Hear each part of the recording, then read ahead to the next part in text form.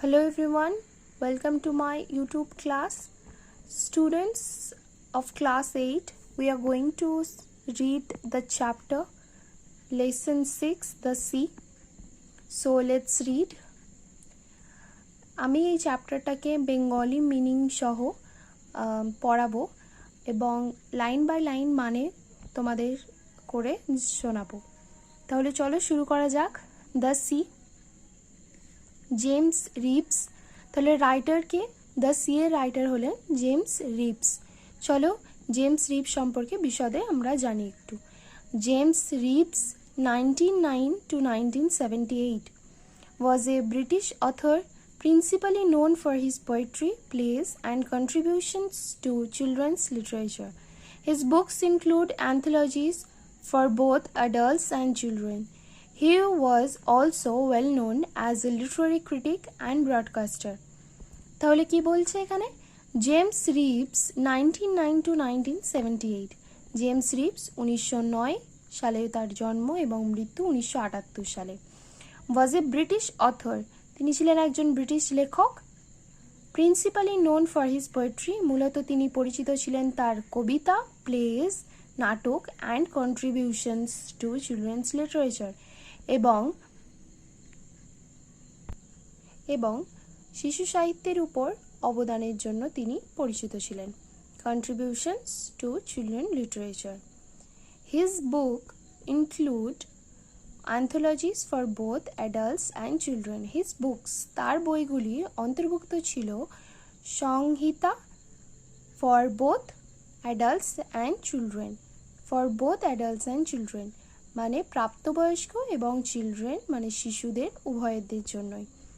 He was well known as a literary critic and broadcaster. তিনি আরও পরিচিত ছিলেন একজন সাহিত্যিক সমালোচক হিসেবে এবং ব্রডকাস্টার মানে সম্প্রসারক হিসেবে বা সম্প্রচারক হিসেবে তিনি পরিচিত ছিলেন। Next, with which water body can you associate the following visual images? তাহলে কি বলছে? কোন জলের সাথে তুমি নিম্নলিখিত ভিজুয়াল চিত্রগুলিকে সংযুক্ত করতে পারো? ভিজুয়াল চিত্রগুলিকে সংযুক্ত করতে পারো। তাহলে Sandy source, salty water, foam, waves. তাহলে স্যান্ডি সোর্স মানে হচ্ছে বালুকাময় সৈকত। সল্টি ওয়াটার মানে হচ্ছে লবণাক্ত জল। ফোম মানে ফেনা, ওয়েভস মানে তরঙ্গ বা ঢেউ। এগুলো দ্বারা আমরা কোন চিত্রকে বর্ণায়িত করতে পারি? সেটা হচ্ছে দ্য সি। এগুলো দ্বারা আমরা জানতে পারি সমুদ্রের বর্ণনা আমরা জানতে পারি। তাহলে নেক্সট বলছে we often make comparisons to express an idea more vividly, such as red as a rose, brave as a lion, etc. We often make comparisons মানে আমরা মাঝে মাঝে কি করি? তুলনা করি। to express an idea একটা ধারণাকে কি করার জন্য? প্রকাশ করার জন্য। more vividly মানে পরিষ্কারভাবে। such as red as a rose, brave as a lion মানে একটা গোলাপের মতো লাল বা সিংহের মতো সাহসী এটসেট্রা। আমরা এইভাবে কখনো কখনো বলে থাকি যে এরকম, এর মতো এরকম, এর মতো এরকম। তো তোমরা এরকম একটা তুলনা করা আছে, একটা ইংলিশ সং, সেই সংটার নাম হচ্ছে এভরিথিং অ্যাট ওয়ান্স। তোমরা ইউটিউবে সার্চ করলে পেয়ে যাবে। ওই সংটাতে এইরকম একটা তুলনা করে একটা ভিডিও আছে। দেখো সংটা খুব সুন্দর। তো বলছে যে নেক্সট আমরা চলে যাই। If you are asked to compare the sea to an animal, to which animal would you compare it? Why? If you are asked to compare, তোমাকে যদি বলা হয় যে তুলনা করো, compare the sea to an animal, একটা জন্তুর সাথে বা একটা পশুর সাথে সমুদ্রকে তুলনা করো। To which animal would you like to compare, তুমি কোন প্রাণীর সাথে তুমি কম্পেয়ার করতে বা তুলনা করতে পছন্দ করবে বা তুলনা করবে? অ্যান্ড ওয়াই, কেন তুলনা করবে? তো এটা তোমরা আমাকে কমেন্ট সেকশনে জানাও কি তোমরা কোন প্রাণীর সাথে সমুদ্রকে তুলনা করতে চাও বা তোমাদের মতামতটা কি আমাকে জানাও। নেক্সট, লেখক এখানে কার সাথে তুলনা করেছেন সেটা আমরা পড়বো আমাদের টেক্সটে। তো নেক্সট পেজে এবার আমরা চলে যাই। লেটস রিড, চলো পড়া যাক। The sea is a hungry dog, giant and grey. He rolls on the beach all day. With his clashing teeth and saggy jaws, hour upon hour he gnaws. Rumbling, tumbling stones, bones, rumbling, tumbling stones, and bones.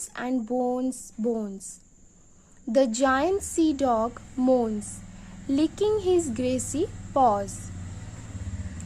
তাহলে কি বলছে এখানটায়? আমরা পুনরায় পড়ি। The sea is a hungry dog, the sea is a hungry dog, giant and grey. তাহলে the sea সমুদ্র, is a hungry dog সমুদ্র একটি ক্ষুধার্ত কুকুর, হাংরি মানে ক্ষুধার্ত, জায়েন্ট অ্যান্ড গ্রে দৈত্য বা দানবাকৃতির, অ্যান্ড গ্রে মানে ধূসর। He rolls on the beach all day, তাহলে কি করে? হি সে সারাদিন সৈকতে ঘুরছে, রোলস পাক খাচ্ছে, on the beach all day সারাদিন সে সমুদ্রের সারাদিন সে কী করছে? বিচেতে ঘুরছে, পাক খাচ্ছে। With his clashing teeth and saggy jaws, তাহলে কিভাবে পাক খাচ্ছে? আর ক্ল্যাশিং টিথ মানে হচ্ছে সশব্দে বা ঝনঝনকারী দাঁত যেটা বলবে। অ্যান্ড স্যাগি জস, স্যাগি ওয়ার্ডটা দেখো পিঙ্ক কালিতে বেশি করে ডিপ করা আছে, তো এখানে তোমাদের ওয়ার্ড নেস্ট বলে একটা এরিয়া আছে, এখানে স্যাগির মানে দিয়ে আছে রাফ। তো স্যাগি জস মানে হচ্ছে রুক্ষ চোয়াল। তাহলে কি করছে? With his clashing teeth and saggy jaws, তার ঝনঝনকারী দাঁত এবং রুক্ষ চোয়াল। আওয়ার আপন আওয়ার হি নস, তাহলে কি করছে? আওয়ার আপন আওয়ার, ঘন্টার পর ঘন্টা, হি নস মানে বাইটস অ্যান্ড চিউজ, তাহলে কি করছে? সে কামড়াচ্ছে এবং চেবাচ্ছে। দ্য রাম্বলিং টাম্বলিং স্টোনস, তাহলে লম্ফঝম্পকারী স্টোনস মানে পাথরগুলো, লম্ফঝম্পকারী পাথরগুলি। অ্যান্ড বোনস মানে হচ্ছে এবং হাড়। এখানে সমুদ্রের যে চিত্রটা কবি তুলে ধরেছেন সেটা হচ্ছে একটা ভয়ঙ্কর যে সমুদ্রের রূপ, সেই রূপটাকে কবি তুলে ধরেছেন তাই তিনি প্রথমেই বলে দিয়েছেন যে the sea is a hungry dog, যে সমুদ্র হচ্ছে একটা ক্ষুধার্ত কুকুর। তাহলে তাই সমুদ্রের আওয়ার আপন আওয়ার হি নস, তাহলে কি করছে? সে ঘন্টার পর ঘন্টা চেবাচ্ছে, কামড়াচ্ছে এবং চেবাচ্ছে। তাহলে কাকে চেবাচ্ছে? সেই রামলিং টামলিং স্টোনসগুলোকে। দেখে মনে হচ্ছে কবির কল্পনায় যে রামলিং টামলিং লম্ফঝম্পকারী যে পাথরগুলো সমুদ্রের ঢেউয়ের সাথে চলে আসছে, সেগুলো সে গুঁড়িয়ে দিচ্ছে, সেগুলো সে কুকুরটা হাংরি ডগ সেটাকে চেবাচ্ছে। তাহলে কি করছে? বোনস, শুধু কি পড়ে রয়েছে? শুধু পড়ে রয়েছে হাড় আর হাড়। The giant sea dog moans, licking his greasy paws, তাহলে কি করছে? The giant sea dog, giant মানে আমি আগেই বলেছি দৈত্য বা দানব আকৃতির, তাহলে সমুদ্রকে এখানে দানবের সঙ্গে তুলনা করেছেন কবি। তাহলে সি ডগ মোন্স মানে এখানে হাউলস, অর্থাৎ বিলাপ করা বা কান্না করা যেটা বলবে। দ্য সি ডগ মোন্স, তাহলে সমুদ্র কুকুরটা কি করছে? বিলাপ করছে বা কান্না করছে, মেনলি বিলাপ করছে। লিকিং হিজ গ্রেসি পজ, তাহলে লিক মানে আমরা জানি চাটা, হিজ গ্রেসি মানে তার তৈলাক্ত বা পিচ্ছিল, পজ মানে হচ্ছে থাবা, মানে থাবাগুলোকে কি করছে? তাহলে সেটাকে চাটছে, তার গ্রেসি পজ, তার পিচ্ছিল সেই থাবাগুলোকে সে চাটছে। তাহলে the sea is a hungry dog, সমুদ্র হলো একটি ক্ষুধার্ত কুকুর। জায়েন্ট অ্যান্ড গ্রে, জায়েন্ট দৈত্য আকার এবং ধূসর। He rolls on the beach all day, সে ঘুরপাক খায় সারাদিন সমুদ্র সৈকতের উপর। With his clashing teeth and saggy jaws, তার ঝনঝনে দাঁত এবং স্যাগি জস রাফ বা রুক্ষ চোয়াল। আওয়ার আপন আওয়ার হি নস, ঘন্টার পর ঘন্টা সে কামড়ায় এবং চেবায়। দ্য রামলিং টামলিং স্টোনস, সেই লম্ফঝম্পকারী পাথরগুলি, অ্যান্ড এবং বোনস বোনস বোনস, তাহলে হাড় হাড় হাড়। দ্য জায়েন্ট সি ডগ মোনস, সেই দৈত্য সমুদ্র কুকুরটি বিলাপ করে। লিকিং হিজ গ্রেসি পজ, চাটে তার তৈলাক্ত থাবাগুলিকে। নেক্সট এবার প্যারাতে আমরা চলে যাব। নেক্সট প্যারাতে বলছে and when the night wind roars, যখন রাতের বাতাস গর্জন করে। এখানে উইন্ড মানে বাতাস, রোয়ার্স মানে হচ্ছে গর্জন করা।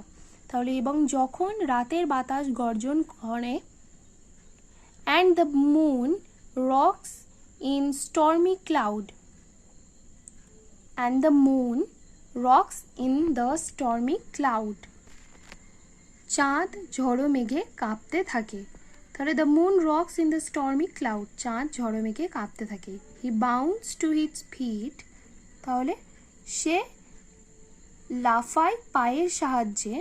হি বাউন্স টু হিজ ফিট, সে লাফায় পায়ের সাহায্যে। অ্যান্ড স্নাফস অ্যান্ড স্নিপস, তাহলে নাক টানে এবং গন্ধ শুঙে। Snaps and snips, shaking his wet side over the cliffs and howls and hollos long and loud. তাহলে shaking his wet side, wet side মানে হচ্ছে ভিজে দিক, শেক মানে নাড়ানো, ওভার দ্য ক্লিপস মানে একটা খাড়া পাথর। তাহলে খাড়া পাথরের উপর তার ভিজে দিকটিকে নাড়াচ্ছে। And howls and hollos long and loud, এবং হাঁক পাড়ে, এবং হাউলস মানে হচ্ছে গর্জন করে, এবং হলোজ মানে হচ্ছে হাঁক পাড়ে। লং মানে দীর্ঘ সময় ধরে, অ্যান্ড লাউড মানে খুব জোরে, তীক্ষ্ণ সুরে। তাহলে and when the night wind roars, যখন রাতের বাতাস গর্জন করে। The moon rocks in the stormy cloud, এবং চাঁদ ঝোড়ো মেঘে কাঁপতে থাকে। He bounds to his feet and snaps and snips, সে লাফাতে পারে পায়ের সাহায্যে, নাক টানে এবং গন্ধ শুঙে। Shaking his wet sides over the cliffs, shaking his wet sides over the cliffs, ঝুলন্ত পাথরের উপর সে তার ভিজে দিকটিকে নাড়ে।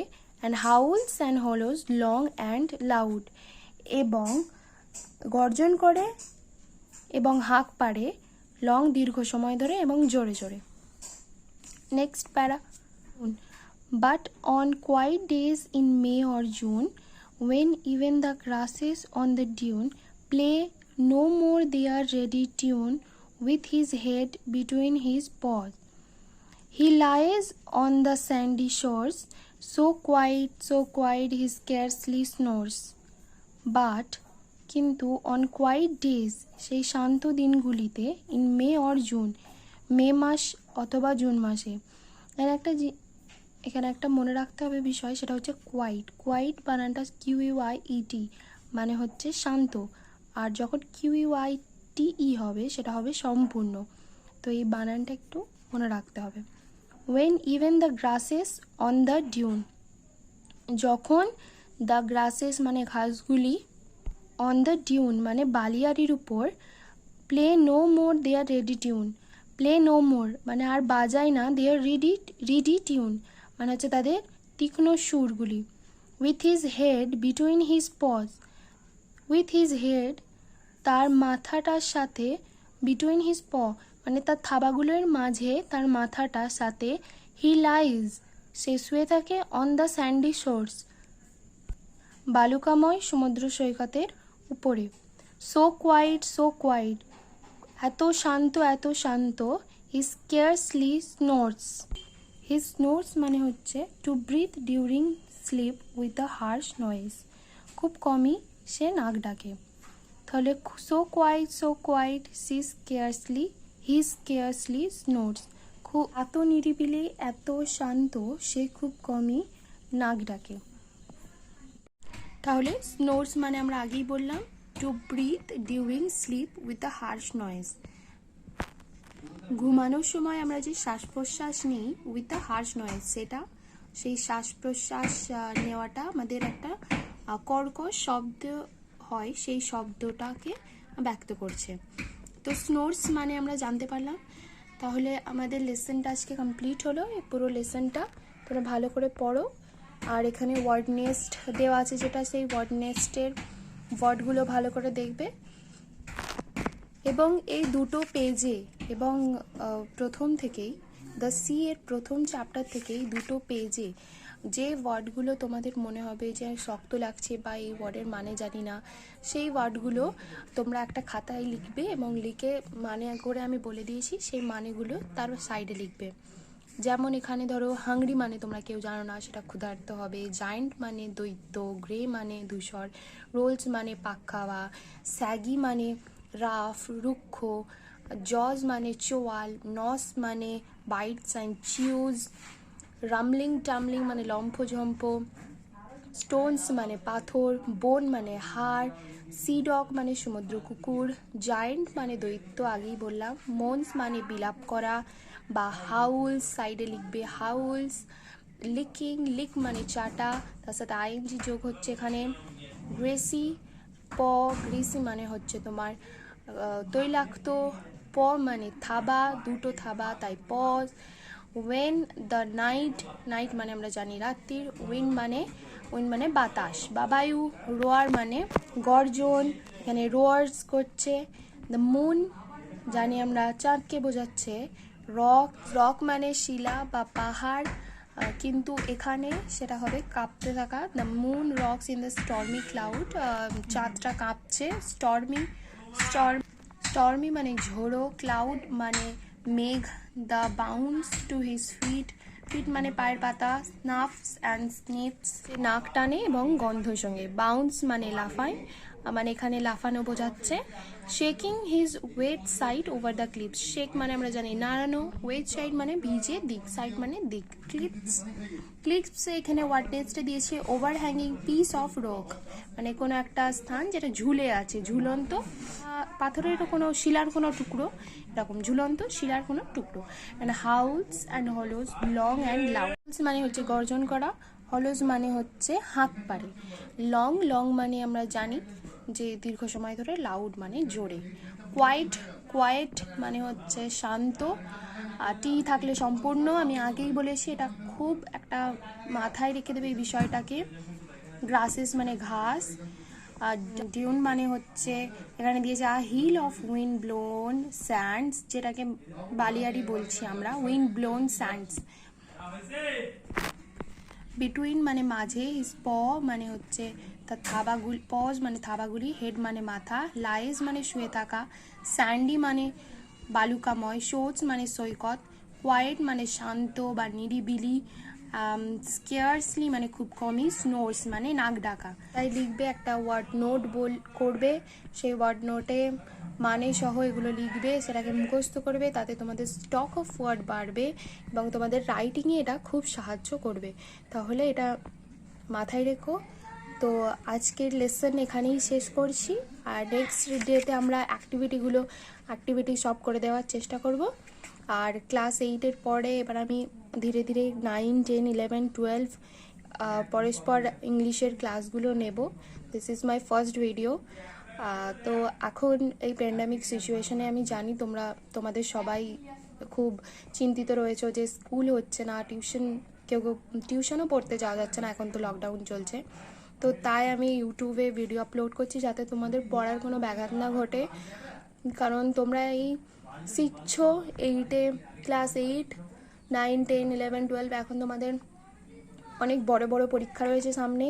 So all the best and keep reading, keep smiling, take care, and that's it for today's video. Thank you so much everyone, thank you so much students, and please don't forget to subscribe my channel, and if you like this video then like and share with your friends as well. Comment in the comment box. Thank you so much. Bye.